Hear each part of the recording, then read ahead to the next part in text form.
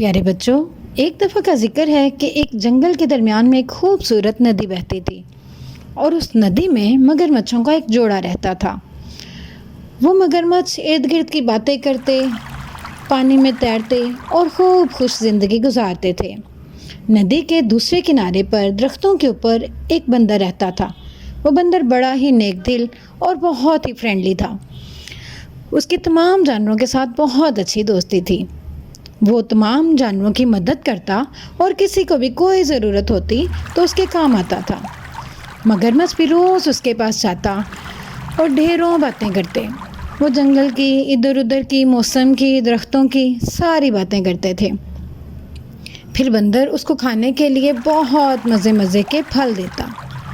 کیونکہ بندر آسانی سے درختوں پر چڑھتا، چھلانگیں لگا سکتا تھا، جبکہ مگرمچھ تو درخت پر نہیں چڑھ سکتا تھا۔ اس لیے بندر اس کے لیے یہ تحفہ رکھتا اور روزانہ اس کو مزے مزے کے پھل دیتا۔ وہ خود بھی پھل پیٹ بھر کے کھاتا اور باقی کے پھل اپنی بیوی کے لیے لے آتا تھا۔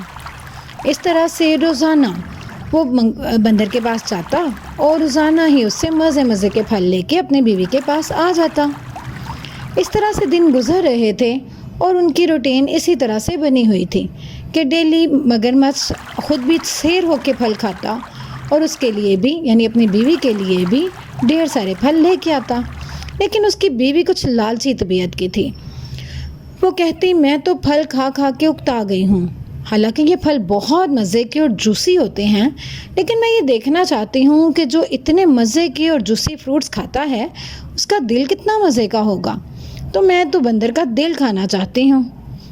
پیارے بچوں، مگرمچھ نے اسے بہت سمجھایا کہ وہ بندر بہت فرینڈلی اور بہت اچھا ہے، وہ تو سب کی مدد کرتا ہے، ہمیں اس کے ساتھ کچھ غلط نہیں کرنا چاہیے۔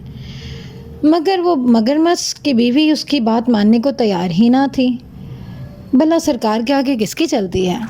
مگرمچھ بہت پریشان ہوا کہ آخر میں اسے کیسے مناؤں۔ وہ بیچارہ سارا دن ندی میں تیرتا رہا اور سوچتا رہا کہ آخر میں ایسا کیا کروں کہ مجھے بندر کو نہ مارنا پڑے۔ لیکن وہ اپنی بیوی کے آگے ہار مان گیا اور اس نے چال چلی کہ میں بندر کو ڈائریکٹ تو نہیں مار سکتا، لیکن کوئی نہ کوئی ایسی گیم کھیلتا ہوں جس سے بندر میرے ہاتھ آ جائے۔ جب وہ بندر کے پاس گیا تو بندر نے اسے دیکھتے ہی فوراً فروٹ نیچے پھینکنا شروع کیے۔ مگر مگرمچھ نے کہا، نہیں بھائی، آج مجھے فروٹ نہیں چاہیے، بلکہ ایسا ہے کہ تمہاری بھی بھابھی تم سے ملنا چاہتی ہے، وہ تمہارا مل کے شکریہ ادا کرنا چاہتی ہے۔ بندر نے کہا کہ بھائی، اس میں شکریہ کی کون سی بات ہے؟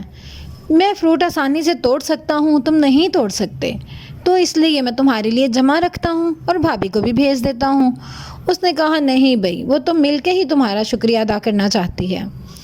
اس نے کہا، تو پھر کیا کروں؟ اس نے کہا، ایسا کرو، تم میری پیٹھ پہ سوار ہو جاؤ اور میں تمہیں ساتھ لے چلتا ہوں، اس طرح سے تم اپنی بھابھی سے مل کے خود ان کا شکریہ ادا کر لینا۔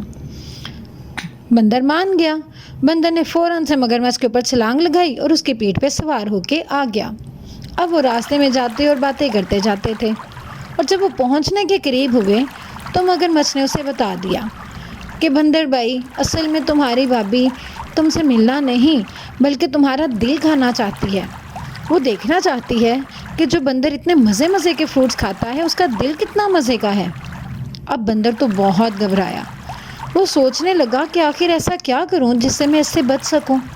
یہ مگرمچھ تو بہت ہی آسان فراموش نکلا، لیکن اب مجھے بھی تو اس سے بچنے کا کوئی راستہ نکالنا ہوگا۔ اس کے ذہن میں ایک ترکیب آئی۔ اس نے کہا، ارے بھائی، تمہیں دل چاہیے تھا تو تم مجھے وہیں پہ بتاتے۔ تمہیں پتہ ہے ہم بندر اپنا دل کہاں اپنے پاس رکھتے ہیں؟ ارے ہمیں اتنے مزے کے فروٹ کھانے کے ساتھ ہمارا دل بہت مزے کا ہو جاتا ہے اور تمام جانور اس کو کھانا چاہتے ہیں، اس لیے ہم اپنے دل کو سنبھال کے درخت کے اوپر رکھتے ہیں۔ تو تم ایسا کرو، مجھے واپس درخت کے پاس لے چلو، میں وہاں سے اپنا دل لے آتا ہوں۔ مگرمچھ نے کہا، ہاں یہ تو ٹھیک ہے، اگر تمہارے پاس دل ہی نہیں ہے تو مجھے تمہیں لے کے جانے کا فائدہ کیا ہے؟ تو اس نے کہا، چلو پھر واپس چلتے ہیں اور مجھے درخت کے پاس چھوڑ دو۔ اب وہ واپس آ گئے اور مگرمچھ جیسے ہی درخت کے پاس آیا، بندر بھاگ کے درخت کے اوپر چڑھ گیا۔ اب مگرمچھ اس سے کہے کہ دل کو لے کے نیچے آؤ۔ اس نے کہا، کہاں کا دل؟ کیا تم پاگل ہو؟ دل کے بغیر بھی کوئی زندہ رہ سکتا ہے؟ میرا دل تو میرے سینے میں ہے، مگر میں تمہارے چال میں اب نہیں آؤں گا۔ کیونکہ ایسے احسان فراموش کے ساتھ تو میں کبھی دوستی بھی نہیں رکھوں گا جو اس کے لیے ساتھ نیکی کرتا رہا اور اسی کو تم مارنا چاہتے ہو۔ تو آئندہ کے لیے تمہارے میرے راستے بالکل الگ ہیں۔ آئندہ میرے پاس فروٹس لینے کے لیے بھی مت آنا۔